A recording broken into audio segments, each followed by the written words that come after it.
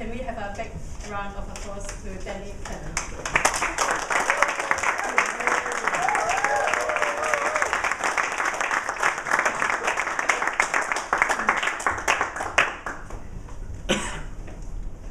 Madam Toastmaster, fellow Toastmasters, welcome guests. If there was a competition for the most offered piece of advice in the early part of the 21st century, the winner would surely be yourself. Everyone from Big Brother contestants to US presidential candidates to, yes, even Toastmasters seems to dispense this little piece of wisdom, or a variant of it like be who you are. Want to be more successful at work? Be yourself.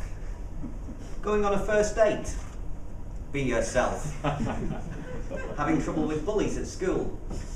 Be yourself. No matter the question, the answer is be yourself. Now, before I go on, I do just want to say a quick word to some of the people in this room who told us to be yourself. Laura.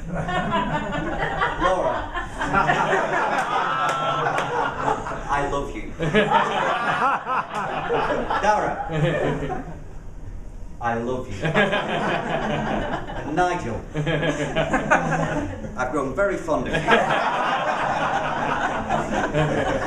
But be yourself is rubbish advice. And tonight, I want to persuade you that if you have any respect for the person you're advising, you will never tell them to be yourself again. So I'm going to explain why it's bad advice, but why it's so popular, and what you should say instead. So why is be yourself such bad advice?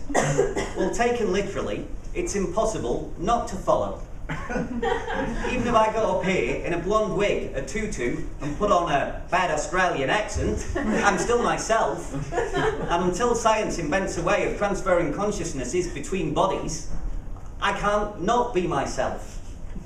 On the other hand, good advice, like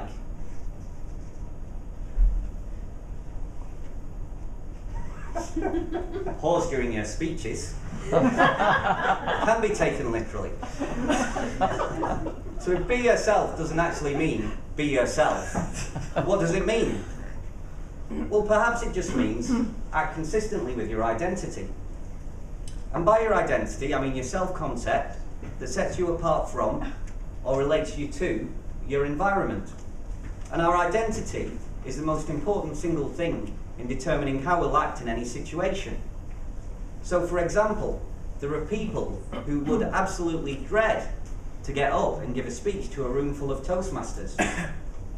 But some of those people join Toastmasters, and then they give the speech, because now they're a Toastmaster, and that's what Toastmasters do. And in general, if we want to change, the way to do it is to change our identity by having new reference experiences that give us a new identity.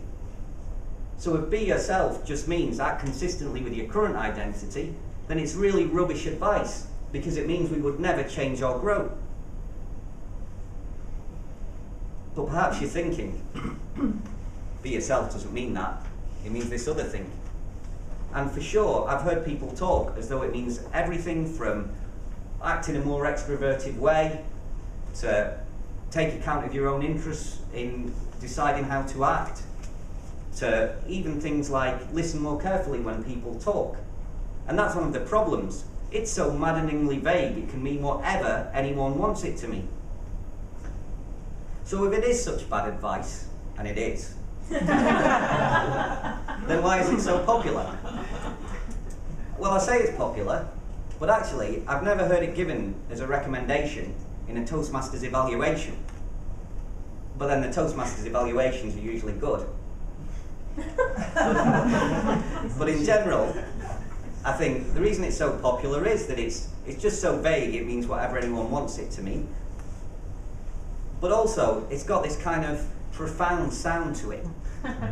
And so it's very easy to sound like you're saying something profound when you say be yourself, even though you're not. And then thirdly, I think it's very ego enhancing. So it's like saying, I had all these really difficult problems, but then I found an amazing solution. And that solution was me. How good must I be? Why don't you try the same? That's what be yourself sounds like. And so, if you're not going to tell people to be yourself, what are you going to tell them instead? Well, if you really must give advice, and I have to say, in my life, I really feel like I receive too much advice rather than too much. Particularly from high-status people like grown-ups when I was a kid, or more senior people at work. But if you really must give advice, then at least try to make it specific and actionable. So you want to be more successful at work. Well, work hard, turn your tasks around quickly, and try and create good relations with more senior people in and out of your reporting line. So you're going on a first date. Well, make sure you're well groomed, plan something interesting to do, and keep the conversation playful and light. And you're having trouble with boys at school. Well, depending how serious it is, either report it to someone in authority, or learn about high status behaviours and learn how to control your emotional reactions when you're provoked. But whatever advice you give to the people you're advising, please don't tell them, be yourself. Madam Toastmaster.